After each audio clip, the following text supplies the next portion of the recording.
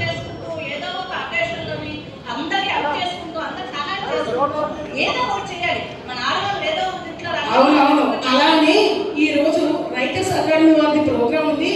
జ్యోతి రా అని చెప్పి నేను అడగా చెప్పాను, ఇప్పుడు వచ్చి రాలేదు. నిన్న సాయంత్రం హైదరాబాద్ లో బయలుదేరుతున్నానంది. అవునవును వచ్చేసింది, కూడా వచ్చేసింది, ఇంకా రాలేదు. ఏం చేస్తుందంట నాకు తెలిసి అది ట్రైన్ ఎక్కకూడదు, ట్రైన్ వెనకాల నుంచి తోసుకొని వస్తుంది. ఇంకేంటైతే మరి విశేషాలు నాకు ఒక విషయం చెప్తాను. చాలా నేను ఒక చిన్న విషయం చెప్తాను. చెప్పు చెప్పు. చాలా నవ్వు వస్తుంది తెలుసా. నాకు ఎంత నవ్వు వచ్చిందో. పెళ్లిగా లేరు ఉన్నారు, శకుంతలమ్మ గారు ఉన్నారు. ఆవిడేమో వాళ్ళ పాడవాడు చెప్పారు, వాళ్ళ పిల్ల నేను గుడి పెడుతున్నానమ్మా, వీటికి రుబ్బి గంట ఫ్రిడ్జ్ లో పెట్టమ్మా అని చెప్పారు. బాగానే చెప్పింది.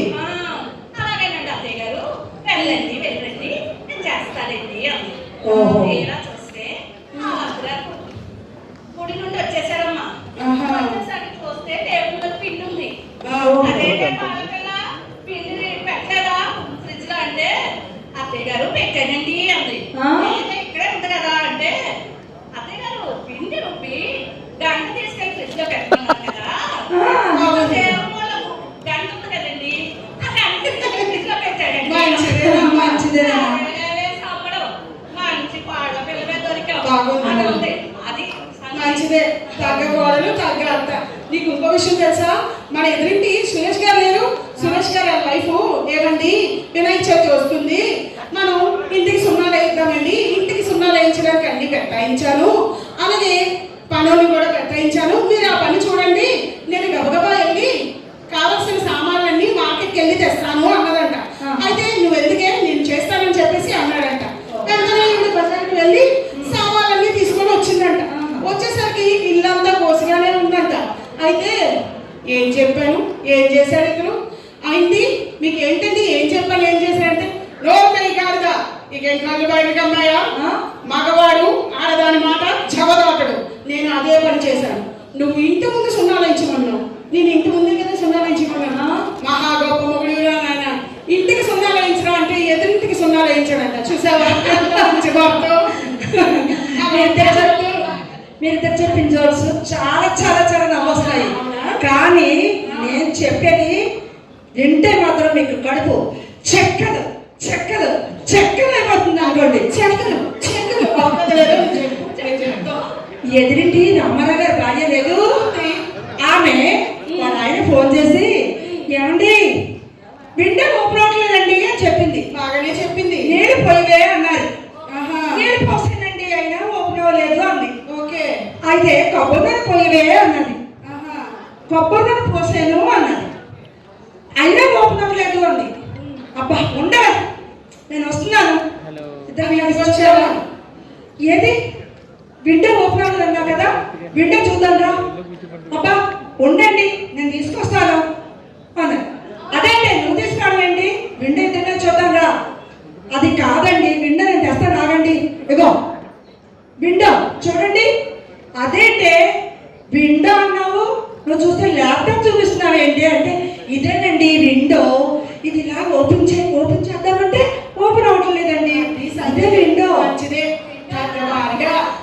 చాలా మంచి భార్య కదా. నాకు జ్యోతి మీద చాలా కోపంగా ఉంది. ఇదంతా పక్కన పెడితే పూర్వం అనేవారు నవ్వు 4 విధాల చేయటమ్మా అనేవారు, కానీ నవ్వు 4 విధాలు మంచిదని ఇప్పుడు చెప్తున్నారు. యోగాలోని డాక్టర్స్, అలాగే టీవీలోను, అలాగే ఎంత నవ్వితే అలాగే మన ముఖంలోని గ్రోత్ కూడా పెరుగుతుందంట. నిజమో కాదో ఒకసారి మీరే ఆలోచించండి. ఇదంతా పక్కన పెడితే నేను జ్యోతి మీద ఒక పాట రాసరే, వింటారా? వింటాం.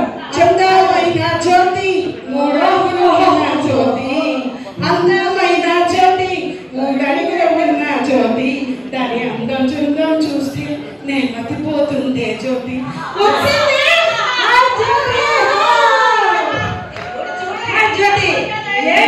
ఎన్ని రోజులు అయినా నీతో ఎందుకు మాట్లాడాలి? నేను కనుక బయలుదేరావు, నాకు తెలిసి ట్రైన్ ఎక్కావా, ట్రైన్ దోసుకొని వస్తున్నావా? ఎక్కావు.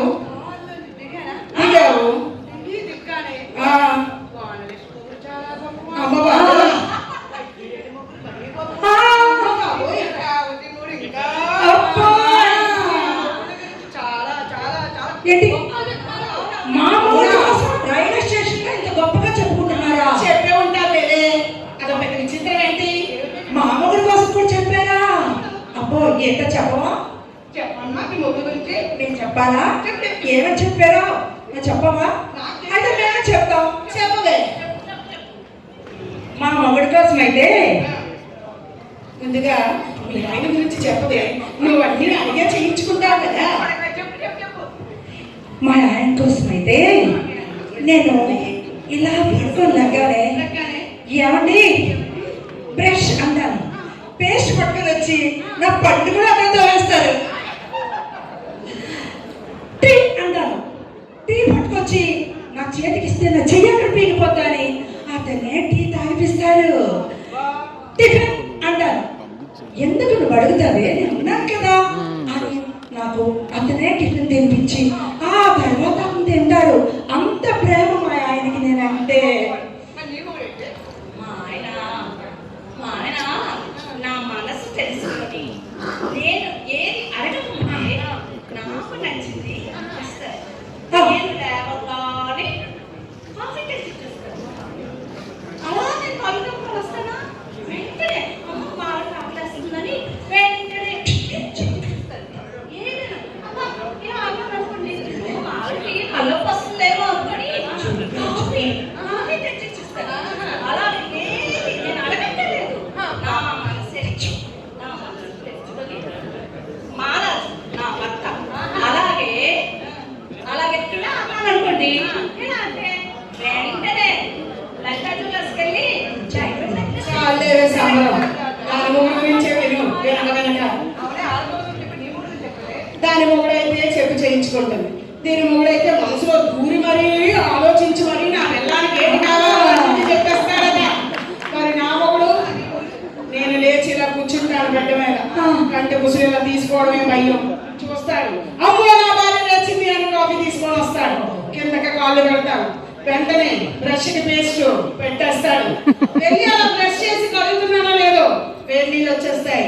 స్నానం చేసిగా బయటకు వచ్చానో లేదో, ఏ రోజు ఏ పూట ఏం తింటాను ఏం చేస్తాను అన్నీ చేస్తాడు. ఇదన్నీ ఎందుకు చేశారు అని ఇలా అనుకుంటారు కదండి. ఏదో పర్సనాలిటీ చూసి చేసేస్తున్నాడేమో అనుకుంటాడు. కానీ లేదు కదండి. అప్పుడు ఎప్పుడో బాక్సింగ్ నేర్చుకున్నాను. ఒక్కొక్కసారి ఎవ్వరి మీద తెలియక మా ఇంటి మీద ఉపయోగిస్తుంటారు, అందుకే చేస్తాడు. మరి ఎంతమంది గురించి అడుగుతున్నావు? అడగండి కాదు. చెప్పవే జ్యోతి చెప్పలే, మరి చెప్పలే. నాకు తెలిసి మీ ఆయన చాలా అందంగా చూసి అడిగారు కానీ చెప్పవే. చెప్పవే కోసం చెప్పవే. చెప్పు చెప్పు చెప్పు చెప్పు.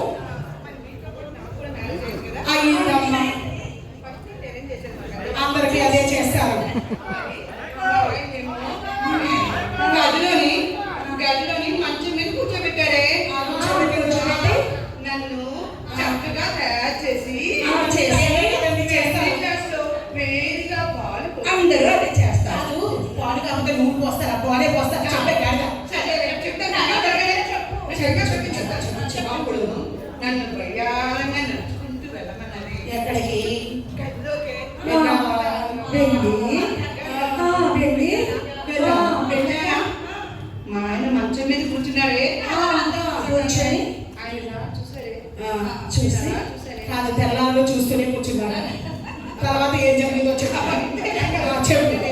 మా ఆయన వెంటనే అడుగులు వేసుకుని వేసుకొని నా వెనకాలే వచ్చాడే. వచ్చి నా కొంగు పట్టుకున్నాడే.